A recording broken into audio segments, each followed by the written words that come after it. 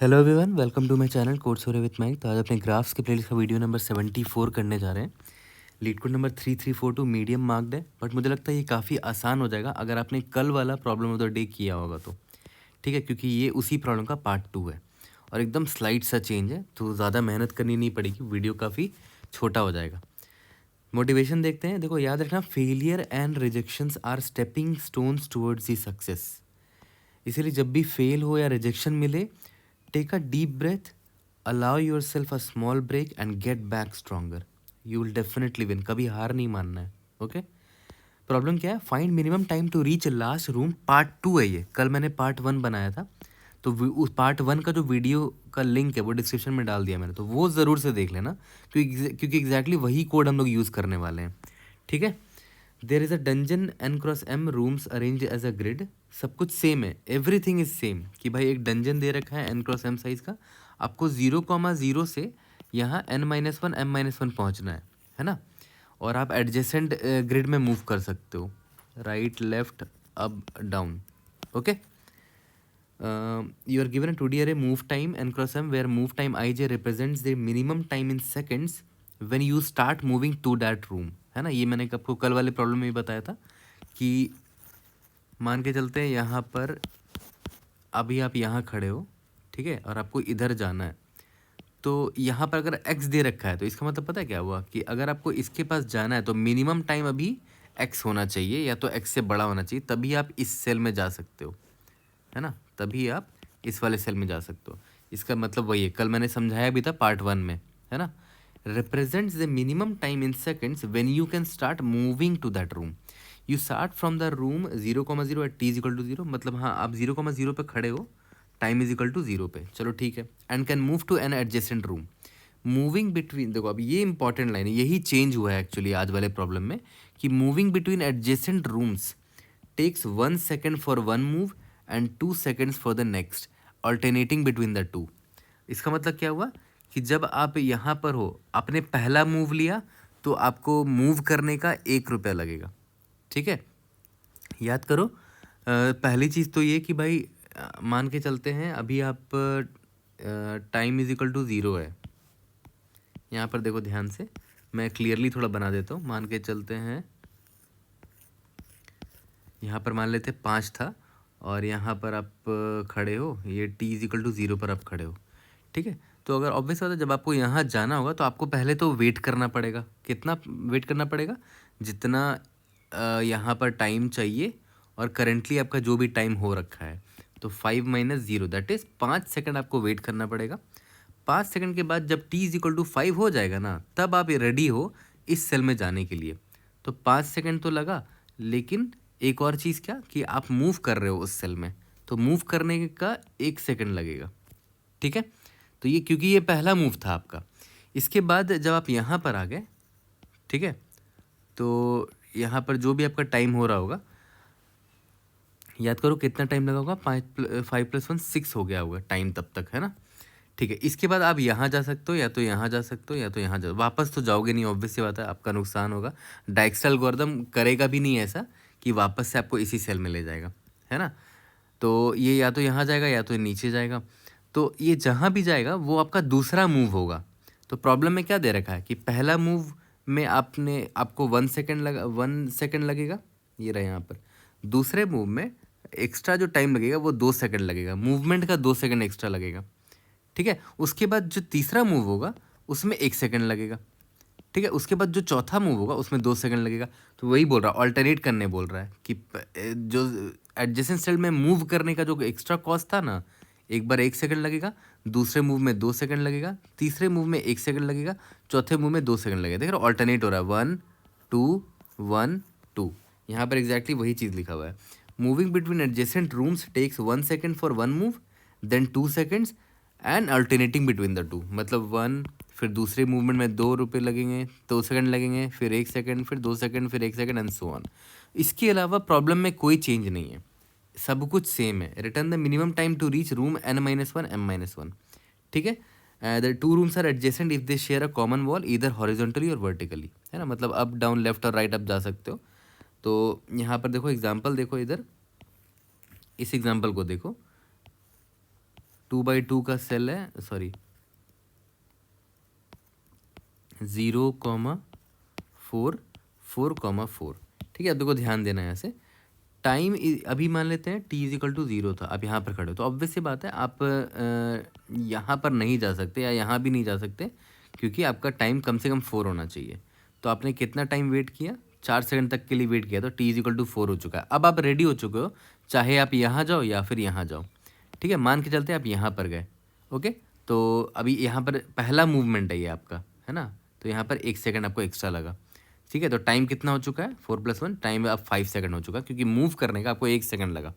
ठीक है, इसके बाद अब देखो 5 सेकंड पे हो, आप यहाँ पर जा सकते हो, हाँ जा सकते हो, क्योंकि आपका टाइम 5 सेकंड हो चुका है और ये इस सेल में आने के लिए कम से कम 4 सेकंड चाहिए था। ठीक है, लेकिन ये दूसरा मूव है, याद करो पहले मूव में 1 सेकंड लगा था और दूसरे मूव में एक्स्ट्रा जो टाइम लगेगा वो 2 सेकंड लगेगा। तो t इज इक्वल टू 5 था और अभी 2 सेकंड लगा, 5+2 टोटल 7 सेकंड लगा यहाँ पहुँचने में, लास्ट वाले सेल पहुँचने में। तो देखो इसीलिए आंसर यहाँ पर 7 है। ठीक है, सिमिलरली यहाँ पर देखो 0,0,0,0, यहाँ पर 0,0,0,0 है, इसका आंसर 6 होगा। ये एक्सप्लेन्ड भी है, एग्जाम्पल अच्छे से देख लेना। ओके, तो समझ में तो आ गया कि प्रॉब्लम में चेंज क्या है कल वाले प्रॉब्लम से। बट मैं फिर आपसे कह रहा हूँ कि आप जाओ और पहले मेरा कल वाला वीडियो देख कर आओ, find minimum time to reach last room 1। मैंने वहाँ अच्छे से समझाया है कि अगर आप नॉर्मल ग्रीडी एल्गोरिथम लगाओगे तो वो क्यों फेल होता है। वाई नॉर्मल ग्रीडी फेल्स, पहला चीज़ तो ये बताया था। दूसरा मैंने बताया था कि क्यों डाइक्स्ट्रा एल्गोरिथम का प्रॉब्लम है ये, है ना, वाई डाइक्स्ट्रा एल्गोरिथम। और डाइक्स्ट्रा एल्गोरिथम से मैंने आपको कोड भी लिख के कल दिखा दिया था। ओके, तो आज वाला प्रॉब्लम, मतलब प्रॉब्लम तो सेम ही है ना, तो आज भी हम लोग एग्जैक्टली वही करेंगे, डाइक्स्ट्रा एल्गोरिथम ही लगाएंगे। ठीक है, डाइक्स्ट्रा एल्गोरिथम ही लगाएंगे। बस एक एक्स्ट्रा चीज़ का हमें ख्याल क्या रखना है कि भाई आपका जो अल्टरनेटिंग स्टेप होगा ना, एक मूव, पहला सेल से जब आप मूव करोगे तो 1 सेकंड एक्स्ट्रा लगेगा, दूसरा सेल में 2 सेकंड एक्स्ट्रा लगेगा, फिर 1 सेकंड एंड सो ऑन। ये अल्टरनेटिंग वाला बस आपको ख्याल रखना है, बाकी एवरीथिंग इज सेम। तो कोड बिल्कुल सेम होगा, तो कोड मैं एक्चुअली मैं कॉपी पेस्ट करने वाला हूँ ताकि टाइम हमारा सेव हो। ओके, बस एक एक्स्ट्रा जो चीज़ हमें यहाँ पर ध्यान देना था, इसका हम ख्याल रखेंगे। ओके, तो अब देखो ध्यान दो यहाँ पर। अब मेरा एक सवाल का जवाब दो, बड़ा सिंपल सा प्रॉब्लम है ये। एक सवाल पूछता हूँ आपसे, मान के चलते हैं आपने यहाँ से स्टार्ट किया, ठीक है, ये ग्रीन डॉट आप हो, और मुझे एक बात बताओ, अगर आपको यहाँ पर जाना है, इधर ये जो गोला बनाया मैंने, आपको इधर जाना है, तो मुझे एक बात बताओ कितना आपको स्टेप चलना पड़ेगा, मुझे ये बताओ। देखते हैं, बहुत सारे पॉसिबिलिटी हैं, ऐसे जा सकते हो, ऐसे जा सकते हो, ऐसे जा सकते हो, मतलब 3 पॉसिबिलिटी है ना। एक मुझे दिख रहा है कि ये पाथ हुआ, फिर एक दिख रहा है कि ऐसे चले गए, फिर एक दिख रहा है कि ऐसे चले गए, फिर एक दिख रहा है कि ऐसे जाके ऐसे ऐसे भी चले गए। हाँ, मतलब बहुत सारे पाथ हैं। ठीक है, तो अब एक बात बताओ, डाइक्स्ट्रा एल्गोरिथम हमेशा वही पाथ फॉलो करता है जिससे आप शॉर्टेस्ट तरीके से पहुंच सको। कभी भी, जैसे मान लेते हैं डाइक्स्ट्रा एल्गोरिथम कभी ऐसा नहीं करेगा कि, मान के चलते हैं, देखो 0,0 से यहाँ इस 1,1 में पहुँचने का शॉर्टेस्ट पाथ क्या होगा, या तो ऐसे चले जाओ या तो ऐसे चले जाओ। कभी वो आपको ऐसे नहीं ले जाएगा, इधर गए इधर गए इधर गए इधर गए फिर यहाँ गए, कभी नहीं ले जाएगा। क्योंकि देखो ध्यान दो, डाइक्स्ट्रा एल्गोरिथम पता है किस चीज़ का ख्याल रखता है, वो देख लेता है कि अच्छा यहाँ से यहाँ जाने में सिर्फ 2 चाल चलना पड़ा, पहला और दूसरा, सिर्फ 2 मूव लगा मुझे, है ना, यानी कि 0,0 से 1,1 पहुँचने में सिर्फ 2 मूव्स लग रहे हैं मुझे, है ना। टाइम की बात नहीं कर रहा हूँ मैं, मिनिमम मूवमेंट्स की बस बात कर रहा हूँ। ठीक है, तो अब जब फ्यूचर में आप 1,1 में दोबारा किसी और पाथ से आओगे ना, मान लेते हैं ऐसे आया आप, ठीक है, तो ये डाइक्स्ट्रा एल्गोरिथम इसको रेस्पेक्ट ही नहीं करेगा, ये छोड़ देगा, बोलेगा नहीं यार 1,1 में पहुँचने का मेरे पास जब 2 मूव्स था तो मैं ये 3 मूव को क्यों ही चूज़ करूँगा, 1 2 और ये कितना मूव हो गया, 1 2 3 4 मूव्स लग रहे हैं। तो 1,1 में पहुंचने का मुझे 2 मूव्स वाला रास्ता जब पता ही है, तो इस रास्ते को मैं क्यों पकड़ूं, तो ये इसको इग्नोर कर देगा। तो एक चीज़ का आप बस ध्यान रखना कि सिंस हम डाइक्स्ट्रा एल्गोरिथम लगा रहे हैं तो हमेशा आप शॉर्टेस्ट पाथ से ही किसी सेल में पहुंचोगे। ठीक है, तो जैसे मान लेते हैं यहाँ से अगर आपको इधर जाना है, इधर वाले में, ठीक है। 0,0 से अगर आपको 1,2 में जाना है तो आप या तो ऐसे जाओगे डायगोनल एल्गोरिथम के मदद से, या तो ऐसे जाओगे, या तो ऐसे जाओगे। आप कभी भी ऐसे नहीं जाओगे, देखो रेड मार्क करके दिखा रहा हूँ, ऐसे नहीं जाओगे, इधर गए, इधर गए, इधर गए, फिर इधर आए, फिर इधर आए। तो भाई इधर तो आने ही नहीं देगा डायरेक्ट से आपको दोबारा, क्योंकि याद करो इधर 1,1 में पहुंचने का शॉर्टेस्ट पाथ एक मस्त रास्ता दिख गया था उसको ऑलरेडी।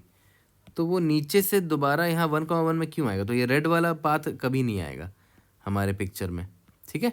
ओके, तो चलो ये तो समझ में आ गया कि डायगोनल एल्गोरिथम कौन सा पाथ लेगा। तो अब एक बात बताओ, अगर आपको 0,0 से 1,2 में पहुंचना है तो कितना स्टेप्स लग रहा है वो देखो। पहला स्टेप, दूसरा स्टेप, तीसरा स्टेप, 3 स्टेप्स लग रहा है ना। दूसरे ब्लू से बनाता हूँ, या तो एक और रास्ता ये है, पहला स्टेप, दूसरा स्टेप, तीसरा स्टेप, फिर से 3 स्टेप्स लगा। अब मैं बनाता हूँ रेड से बनाता हूँ, या तो ये रास्ता हुआ, पहला स्टेप, दूसरा स्टेप, तीसरा स्टेप, अभी भी 3 स्टेप्स लग रहा है, ठीक है। ये 3 तरीके हैं यहाँ पर पहुँचने का, इस वाले सेल में पहुँचने का। तो अब एक बात बताओ, 3 स्टेप्स लगे ना, 3 स्टेप लगे, तो मैं आराम से ये चीज़ नहीं डिड्यूस कर सकता हूँ कि जब बंदे ने पहला स्टेप लिया होगा तो जो एक्स्ट्रा कॉस्ट लगता था ना मूवमेंट का, उसमें 1 रुपया लगा होगा, ठीक है। उसके बाद जब बंदे ने दूसरा स्टेप लिया था तो एक्स्ट्रा कॉस्ट 2 लगा था। जब बंदे ने तीसरा स्टेप लिया था, याद करो ये फर्स्ट स्टेप था, ये सेकंड स्टेप था, ये थर्ड स्टेप था, तब उसको वापस उसने एक एक टाइम लगा होगा मूवमेंट का टू दी एडजेसेंट सेल, ठीक है। अब देखो ध्यान दो, ये कितने नंबर ऑफ स्टेप्स लगेंगे ना, आप बड़े आसानी से निकाल सकते हो। पता है क्या, आप सिंपली i, j है ना, i, j है ना, अगर मैं आपसे पूछूं कि यार 0,0 से i, j जाने में कितने स्टेप्स लगेंगे डायगोनल एल्गोरिथम में जो हम लगाते हैं, तो आप सिंपली i + j करोगे तो आपको नंबर ऑफ स्टेप्स पता चल जाएगा। देखो यहाँ पर ध्यान से देखो, आपको 0,0 से कहाँ पहुँचना था, इस गोले पे पहुँचना था। इस गोले का इंडेक्स क्या देखो तो 1,2 है। सिंपली आप मैनहट्टन डिस्टेंस निकाल दो, यानी कि i + j निकाल दो, ठीक है। मतलब देखा है तो i, j आपका इस बार क्या है 1,2 है, और आप आए कहाँ से हो, मान लेते हैं आप आए हो i डैश, j डैश से आए हो, जो कि है 0,0, ठीक है। तो मैनहट्टन डिस्टेंस कैसे निकालते थे, i - i डैश का modulo plus j - j dash का मॉड्यूलो, आई थिंक यही फार्मूला होता है। तो यहाँ पर i डैश और j डैश 0 है, इसीलिए सिंपली हम क्या कर रहे हैं, i + j कर दे रहे हैं। तो मैनहट्टन डिस्टेंस आपका क्या निकल जाएगा, i + j, दैट इज़ 3 निकल जाएगा। तो पता है नंबर ऑफ स्टेप्स निकालने के लिए कुछ टेंशन नहीं लेना, नंबर ऑफ स्टेप्स आप आराम से i + j कर दो, ये निकल जाएगा आपका मैनहट्टन डिस्टेंस, ठीक है। अब नंबर ऑफ स्टेप्स की मैं क्यों बात कर रहा हूँ, अभी आपको जस्ट समझ में आ जाएगा। ये देखो, जब इस बंदे ने पहला स्टेप लिया ना, ये फर्स्ट स्टेप है ना, तो इसने कितना कॉस्ट दिया होगा, 1 कॉस्ट दिया होगा मूवमेंट का। फिर जब बंदे ने दूसरा स्टेप लिया तो 2 कॉस्ट दिया, 2 सेकंड लिया। फिर बंदे ने जब तीसरा स्टेप लिया तो 1 रुपया दिया। तो आपने कुछ नोटिस किया कि फर्स्ट स्टेप जब था तो उसने 1 सेकंड एक्स्ट्रा लगा उसको। फिर सेकंड स्टेप जब उसने लिया तो उस वक्त उसको 2 सेकंड एक्स्ट्रा लगा। प्रॉब्लम में यही था ना, अल्टरनेटिंग है, 1 सेकंड 2 सेकंड। उसके बाद जब थर्ड स्टेप लेगा तो 3 नहीं, अल्टरनेट होगा ना, 1 2 फिर वापस से 1 सेकंड एक्स्ट्रा लगेगा। और मान लेते हैं अगर चौथा स्टेप लेना हुआ उसको तो 1 2 1 वापस अल्टरनेट होगा 2 सेकंड एक्स्ट्रा, ठीक है, एंड सो ऑन। तो आप यहाँ से एक चीज़ सिंपली डिड्यूस ये कर सकते थे कि भाई मेरा स्टेप का जो भी वैल्यू है, स्टेप अगर ये ऑड है, ठीक है, अगर ये ऑड है, जो भी स्टेप है अगर ऑड है तो 1 सेकंड ऐड करेंगे, और अगर ये इवन है तो 2 सेकंड ऐड करेंगे, ठीक है। अब देखो ध्यान दो, यहाँ पर आपने कितना सेकंड ऐड किया था, 1 सेकंड एक्स्ट्रा ऐड किया था, है ना। यहाँ पर इसका इंडेक्स क्या है, 1,2 है। तो मैनहट्टन डिस्टेंस कैसे निकालेंगे, मतलब स्टेप्स, नंबर ऑफ स्टेप्स कैसे निकालेंगे, सिंपली मैनहट्टन डिस्टेंस निकाल दो, 1,2 में पहुंचने का कितना स्टेप्स लगेगा, 1 + 2 कर दो, है ना, मतलब I + J कर दो तो मैनहट्टन डिस्टेंस निकल गया स्टेप्स। ठीक है, अब सिंपली आप क्या करो, जो भी स्टेप्स आपका निकल कर आया है, स्टेप्स का वैल्यू कितना 3 है, अगर ये मॉड्यूलो 2 यानी कि अगर ये इवन हुआ 0, दैट इज़ अगर ये इवन हुआ तो इवन के केस में कितना ऐड कर रहे हैं, 2 सेकेंड्स लग रहा है ना मूवमेंट का, और अगर ये ऑड होता, ठीक है, तब 1 सेकेंड ऐड करेंगे। ठीक है, यहाँ तक क्लियर है। बस इतना ही था प्रॉब्लम में, बस आपको एक ही चीज़ का बस ख्याल रखना था, है ना। तो आपने एक नई चीज़ यहाँ पर सीखी कि डायक्स्ट्रल एल्गोरिथम वाले प्रॉब्लम में जो भी सोर्स है, मान लेते हैं आपने 0,0 से स्टार्ट किया 2D अरे में, इसको यहाँ से आप I, J में जब जाओगे शॉर्टेस्ट पाथ में, ठीक है, तो टोटल नंबर ऑफ स्टेप्स पता है कितना होगा, टोटल नंबर ऑफ स्टेप्स होगा सिंपली I + J।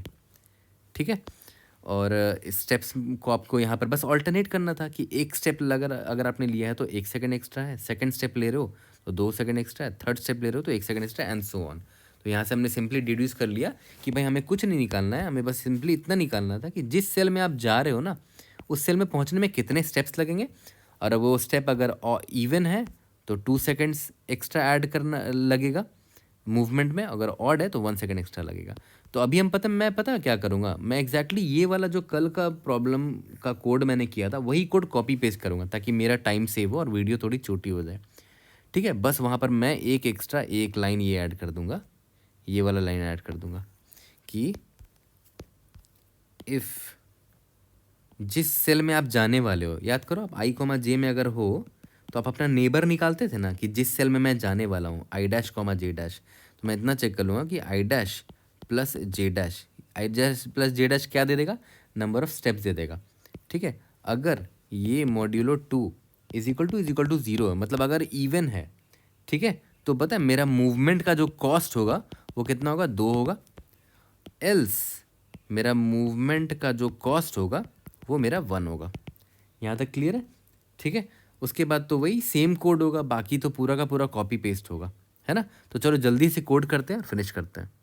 तो देखो एग्जैक्टली कल वाला ही कोड मैंने कॉपी पेस्ट कर दिया है। ठीक है, सेम कोड कॉपी पेस्ट कर दिया। प्लीज़ कल वाला वीडियो ज़रूर से देख लेना, वरना फिर समझ में नहीं आएगा। ठीक है, तो यहाँ पर बस याद है आपको, यहाँ पर देखो हम वेट टाइम निकालते थे कि I', J से I', J' अगर जाना है, नेक्स्ट सेल में जाना है, तो वेट टाइम कितना था और अराइवल टाइम हम टोटल निकाल लेते थे कि I', J' में अराइवल टाइम क्या होगा जब आप वहाँ पहुँचोगे। तो करंट आपका जो भी टाइम हो रखा था उसमें वेट टाइम ऐड किया, और ये देखो ये +1 क्या था, मूव करने का एक्स्ट्रा 1 सेकंड लगता था।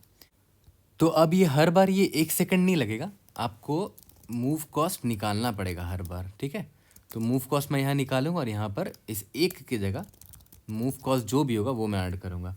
और ये मैं कैसे डिसाइड करूँगा, मुझे किस सेल में जाना है, I' + J' वाले सेल में जाना है, I', J' में। तो मैंने उसका मैनहट्टन डिस्टेंस निकाला, मॉड्यूलो 2 किया, अगर ये मेरा इवन है, ठीक है, तो मैं 2 ऐड करूँगा, एल्स 1 ऐड करूँगा। ठीक है, रन करके देखते हैं। We should be able to pass all the test cases. Time और स्पेस कॉम्प्लेक्सिटी जो भी कल बताया था बिल्कुल वही होगा, सेम डायक्स्ट्रल एल्गोरिथम हमने लगाया है। कोई भी डाउट होता है read in the comment section, I will try to help you out. See you in the next video, thank you.